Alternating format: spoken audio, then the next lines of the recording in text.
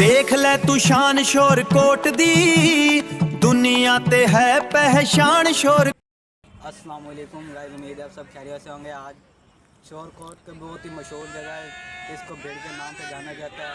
और अभी आप यहाँ से देख सकते हो मुहर्रम के दिन में बहुत ज़्यादा रश है और हम रात के 12 बजे भी भीड़ के ऊपर आ चुके हैं। और अभी हम ज़ियारत करने हमारा दिल बना है। हमारे साथ तो बकर भाई हैं जो भी के मोबाइल चला रहे हैं, मोबाइल वीडियो बना रहे हैं, ठीक है। और हम अभी सलाम करने जा रहे हैं। ये भीड़ के ऊपर दरबार है कि ताजिम शोरी, और अभी हम जाकर उसका ज़ियारत वगैरह करते हैं और आपको भी दिखाते हैं किस तरह की है। और बाकी अब साइड का व्यू चेक कर लें, कितना खूबसूरत लग रहा है पूरा शहर। दूसरी साइड से भी भाई चेक करो, उस साइड से भी।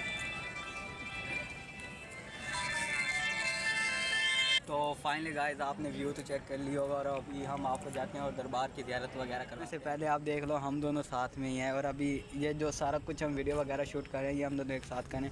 यार अंधेरे की वजह से सही से वीडियो नहीं शूट हो रही है भाई, हम सही से वीडियो नहीं शूट कर पा रहे हैं। तो मज़ीद हम कोशिश करते हैं कि सही से वीडियो शूट कर पाएँ।